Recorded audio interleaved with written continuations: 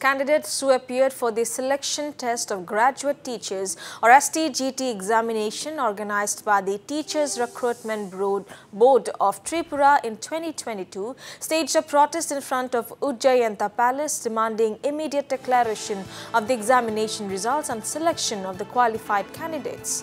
While displaying posters, the agitators expressed frustration over the delay in result publication, emphasizing that over 1 year and 4 months have elapsed since the examination. They stated that despite previous assurances from then Education Minister attributing the delay to a court case, the issue persists even after its resolution. Well, the protesters stated that the undue delay is putting many candidates at risk of losing eligibility criteria for government jobs due to the age factor.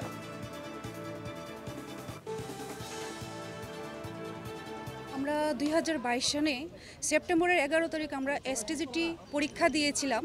তো আজকে বিগত 1 বছর 4 মাস অতিক্রম হতে চলল, এখন অবধি এসটিজিটির result টিআরবিটির থেকে পাবলিশ করা হয়নি। সামনেই লোকসভা, আমরা হতাশায় দিন দিন ভুগছি যে আমাদের ভবিষ্যৎ কি হবে। আমি আজকে আমার সকল ভাই বোনদের নিয়ে আবার সমবেত হলাম যেন ত্রিপুরা রাজ্যের মাননীয় সম্মানীয় ক্যাবিনেট মিনিস্টার এবং আমাদের ত্রিপুরা রাজ্যের শিক্ষামন্ত্রী তথা মুখ্যমন্ত্রী মাননীয় ডক্টর মানিক সাহা স্যারের কাছে একটাই আবেদন, স্যার আপনারা প্লিজ এসটিজিটি 2022 ম্যাটারটা একটু সিরিয়াসভাবে নেন আর আমাদের এসটিজিটিটা পাবলিশ করে দিন। লোকসভা চলে আসছে স্যার, আমাদের সবার বুক ধপধপ করছে, কী যেন হবে, কি ভবিষ্যৎ, আমরা আর পরীক্ষা দিতে পারবো? তো আমি এটাই বলছি স্যার, এসটিজিটির যে ম্যাটারটা যেটা প্রবলেম ছিল সেটা আইনি জটিলতায় ছিল, সেটা কেটে গেছে।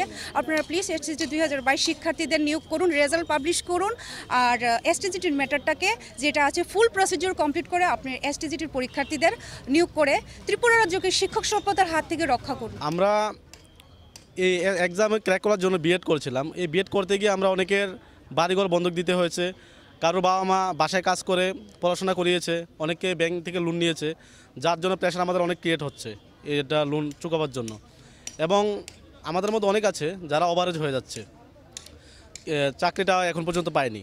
তো আমরা অনেকবার রিকোয়েস্ট করেছি, আমাদের যে বিগত বিধানসভার আগে যে সিএম ছিল এবং শিক্ষামন্ত্রী, ওনাদের বাসায় গিয়েছি এবং ওনাদের সাথে অনেকবার মিট করেওছি।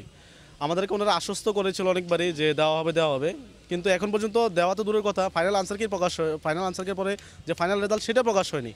তো আমরা রাজ্য সরকারের কাছে আকুলভাবে আবেদন করছি আমাদের জন্য অতি সত্বর যে ফাইনাল রেজাল্ট এটা দিয়ে এবং আমাদের সবাই যারা কোয়ালিফাইড করেছি তাদেরকে নিয়োগ করে।